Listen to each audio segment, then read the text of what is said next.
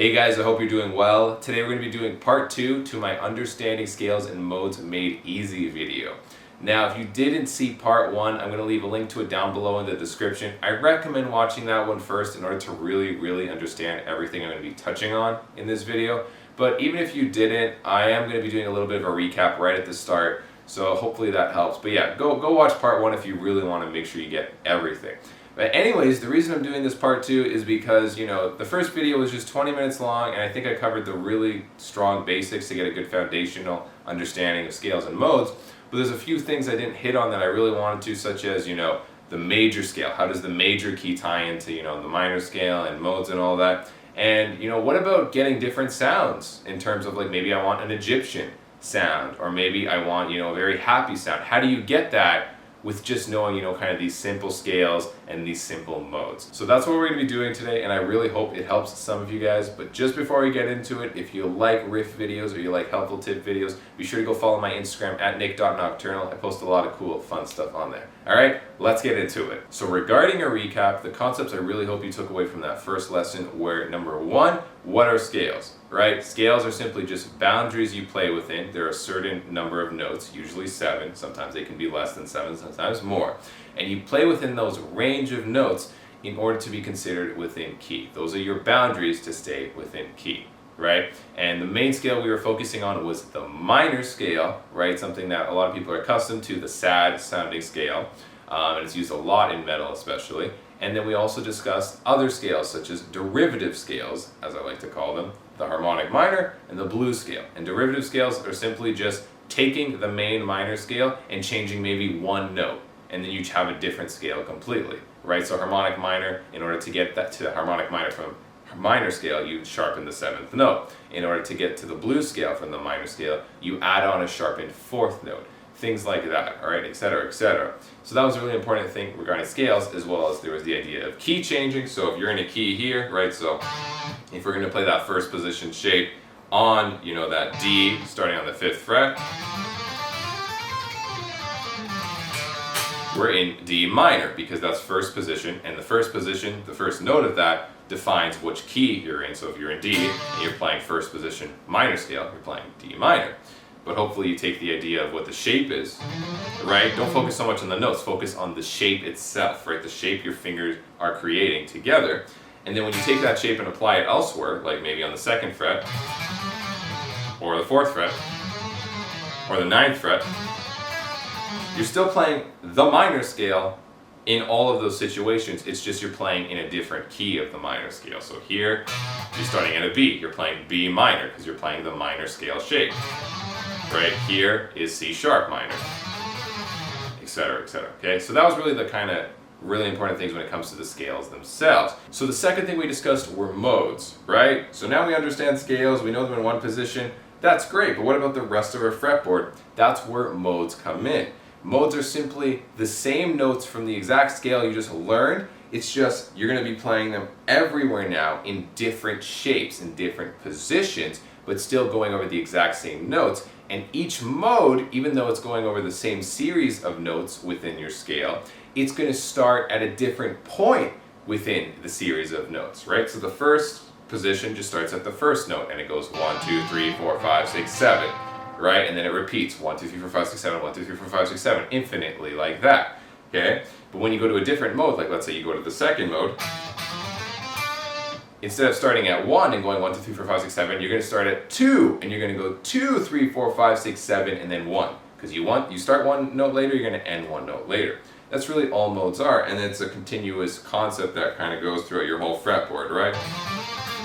1, second mode, 3rd mode, 4th mode, etc., etc. Okay? So that's kind of a quick summary of what we were doing. And now I'm going to go into the actual point of this video, which is understanding the concepts behind it, how to link it all together and get all those different sounds just from modes and those simple scales. So I ended the last video with going over the 3rd mode of the minor scale, specifically though, the D minor scale, and we were also in drop D, just like I'm in right now. So we're still in drop D, we're still in D minor, okay? And we ended with that 3rd mode, that shape. Now, just off the bat, you might be like, that sounds kind of familiar. not in terms of, a mode or whatnot, but I think I've heard that before, and some of you, might have, some of you haven't. But regardless, this is actually a very important mode. And that's because the third mode of the minor scale is also the first mode of the major scale. They're relative to each other. The minor scale itself is not the same as the major scale, right? D minor is not the same as D major. That's different. Those are different keys within each other. But every minor scale has a key that's relative to a different major scale. Just like every major scale key has something that's relative to a different minor scale key. Okay, and let me explain that relation because it's very important, and it applies to all the other different kind of modes that are mixed in with scales and how they relate to each other as well. Okay, so in the perspective of minor, right, 1, 1, 2, 3, right, first position, second position, third position. Major will always be the third position of minor, if you're ever trying to find what the relative major key is. And whatever note this is, in this case, right, so 1, 2, 3, this is a D, D, D sharp, E, F.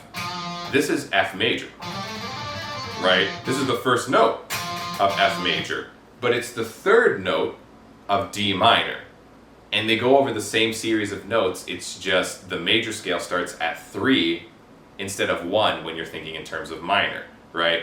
That's the relation. So the major equivalent will always be the third note of your minor scale, of your first position of your minor scale. Let me clarify that. And if you're in a major key, a major position, the first position of it at least, how do you find the minor key? It's always the 6th note. Okay, you can either go 1, 2, 3, 4, 5, 6, or you can go 1, 7, 6, and go backwards. Okay, that's the conceptual idea behind those two. But how do they work together, right? How is minor anywhere near what major is? And it goes by the concept that's really cool and that I can't fully explain in like a physics way, a scientific way, but I can just explain this. And that is that even though these two scales, these two keys, right, D minor and F major, go over the same series of notes, it's just, F major starts at 3 within the same series and goes around the same notes. The simple fact that it's starting at a different point within the same series of notes, in this case the third note, actually gives the rest of the notes that follow a slightly different sound, even though you're going over all of the exact same notes. Depending at where you start gives the rest of the notes a different sound. That's the very important concept to understand here. And that's going to be applying to not just major, but all of the other kind of cool, unique scales and mode relations that we're going to be discussing. Okay, so how do we utilize this, right? So we're used to playing in minor by now, hopefully, right, and going through all the modes and all that. But let's say we wanted a major sound. How do we get a happy sound? Well, you can either go to your third mode of minor and kind of use that third mode as your focus point in terms of make all your notes kind of revolve around that third note. And let me show you an example, right? So if I'm on that third note, but I'm still in D minor, right? I'm just at the third mode of it. I'm going to make something that sounds happy, even though I'm still in D minor.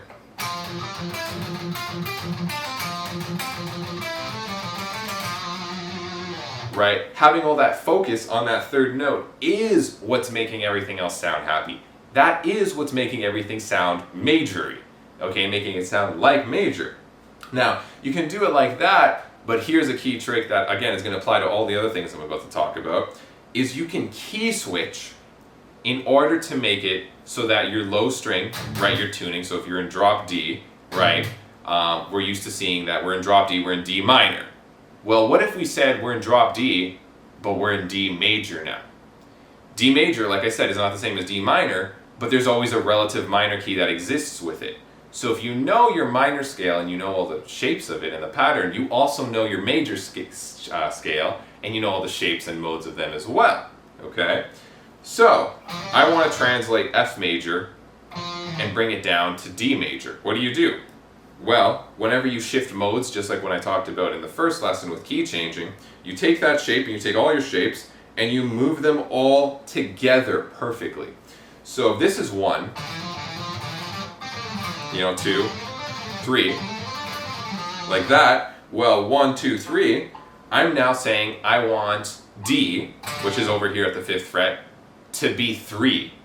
Okay, I want it to have a major sound to it, right? So I want that to instead be where this is. So what do? You take this shape and you instead drag it down here. So now you're playing D major, but you want to think in terms of minor again, right? So how do you find your minor key? Well, you do the same thing. If this is 3 of minor, because that's how you get that major sound, this is 3, this has to be 2, this has to be 1. So what are you now? You're actually in B minor. B minor is the equivalent to D major. And the reason you want to do this is because now your low string, which is a D, it makes it easier to kind of get that major vibe, because whenever you hit that D, it's always going to sound major. So let me show you now.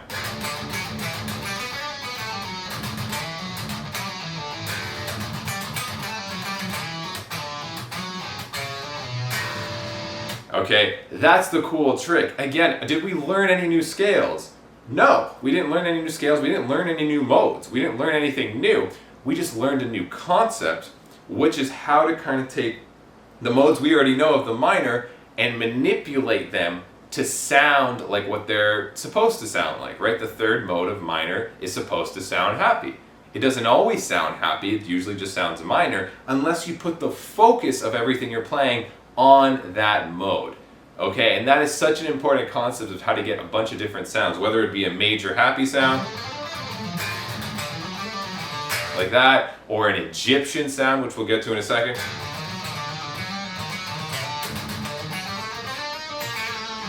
A periphery style sound,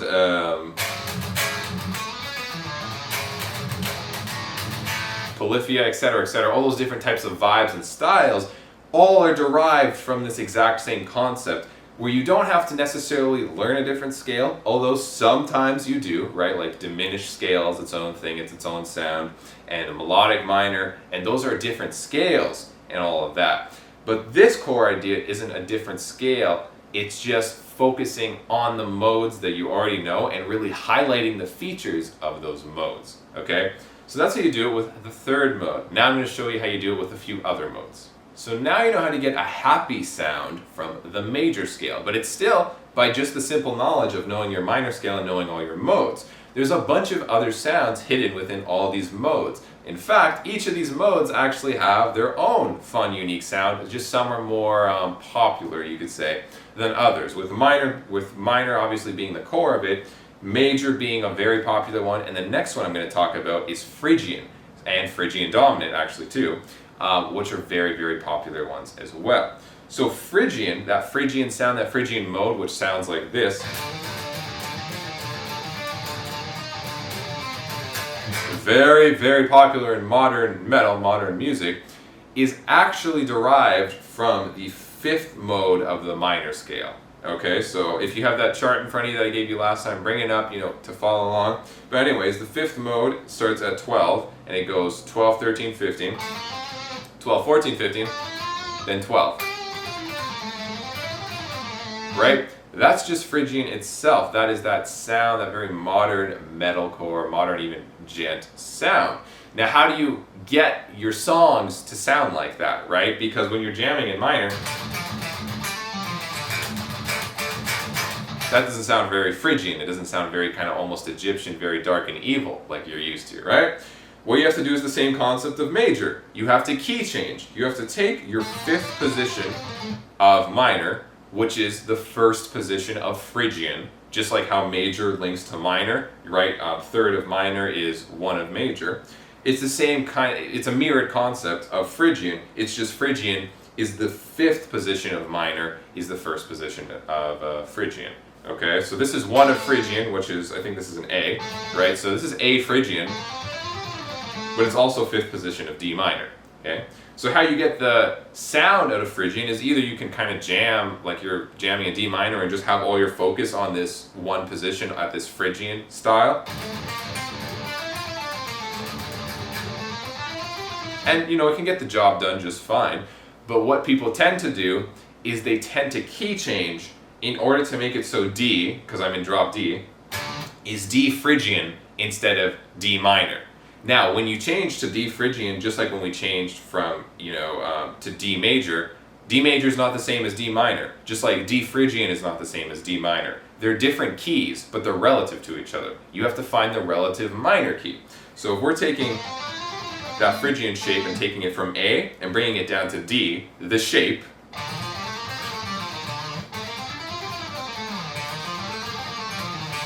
right, the shape is the thing that's important. You still have to find out what your relative minor key is, because you always want to know what your root note is, your minor key, right? Well, if this is 5, because it's 5 up here, right, and your key changing, 5, this is 6, this is 7, and then 1 is here now. So when you key change from D minor to D Phrygian, right, the minor key that you're now in is now going to be, I think this is a G, you're now in G minor. Instead of being in D minor, you're in G minor. So that's where your minor key has changed. But the cool thing is, once you kind of get used to just your scales and your shapes in just your regular minor, right, just D minor and all that, it's very easy to translate them. So first do that, by the way, before you're worrying about key changing, getting all these different sounds. Get really good at that, because once you're good at that, it's really easy to shift them around. But anyways, this is now my 1 of minor, this is my 2, 3, 4, 5. In my different key, which is G minor. But the cool thing about this is how everything shifts. It has a really cool shape, and everything has that 0, 1, 0, 1, 3, or 0, 12, 13.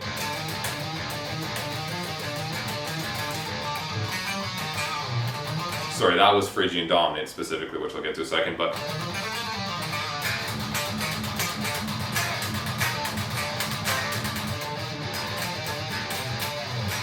right? And again, that's just a part of your minor scale, but your focus is on the Phrygian, is on the 5th position of your minor scale. And what I did specifically was key change it. Okay, I know it's very confusing. This is probably the most complex thing I teach any of my students when it comes to music theory. But I hope it's starting to get through some of you. And if you have some more questions, ask in the comments, okay? But that's Phrygian. Now, that one's not fully Egyptian sounding, it just sounds close. How do you get the fully Egyptian sound? That is Phrygian dominant. Now, what is Phrygian dominant? Instead of going like this, oh, and we're back at, D minor, by the way. So this is 5. So this is Phrygian. Phrygian dominant is this. 1 note difference. And guess how you find that note? It's actually derived from the harmonic minor scale. So all you have to do is go to your 5th position minor, and that's 1st position Phrygian.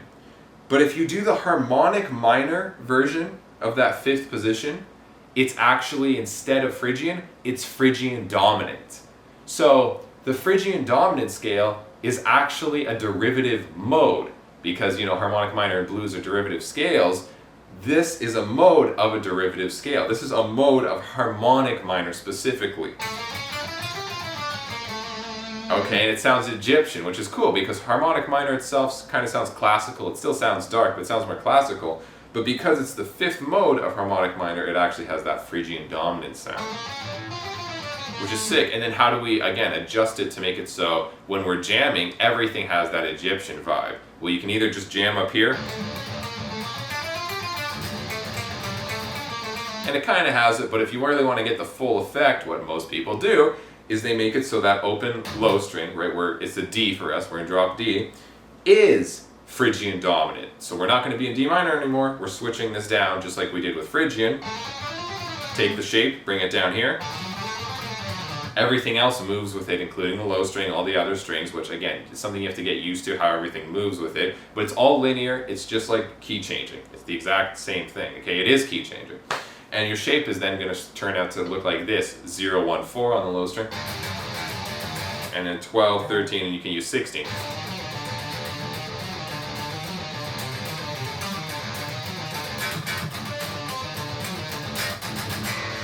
Right? So again, you didn't actually have to learn anything new. You didn't have to learn the Phrygian scale. You didn't have to learn the Phrygian dominant scale.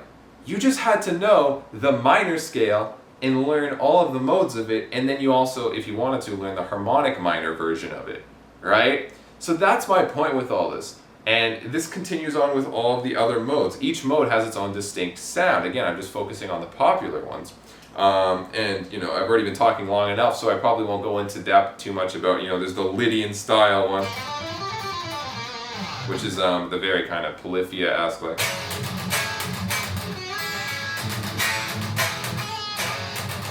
Periphery style one. You know, there's Locrian and all this kind of other stuff. So again, it all connects together, and that's why I said it's so important. Just learn the minor scale first, and then learn all the shapes of the modes, because the conceptual part is what this video is for. To understand why you're really learning all those other modes and how to get different sounds from all of them. It's all about knowing the mode, focusing on the sounds from that mode, and then key changing it in order to make it more accessible with your open string. That's the whole purpose of it. That's how you get all these different really cool sounds, by just knowing the minor scale and 7 modes. Okay? So I recommend keep learning that. And of course, there's still more scales I haven't touched on that have literally their own unique sound. They're not like based necessarily on, you know, the minor scale or the modes of it, like the diminished scale, melodic, minor. These are their own thing. Okay? They're not derivative of of exactly what I'm talking about here. Those are their own thing, but all the same concepts apply to those when you do learn them. Okay? So that's the thing I really want to touch on with this video. And again, it goes through all the scales. You can have a bunch of different sounds. Again, if you just know the minor scale, know all the positions, and you know how to key change those positions, essentially just how to shift frets with them, move them up or down, and you're going to be able to experiment with a bunch of different style sounds, like Phrygian or major or Lydian. You know, there's an endless amount. So first, learn the minor scale. Learn the modes like I discussed in the first video.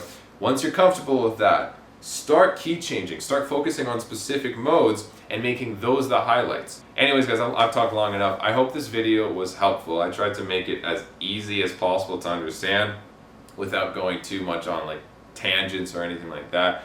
But if you did like this video, be sure to hit that subscribe button down below. And again, if you have any questions, just leave them in the comments down below. I'll try to get to them, or even, you know, a lot of other people are very helpful who are commenting who might help your question as well.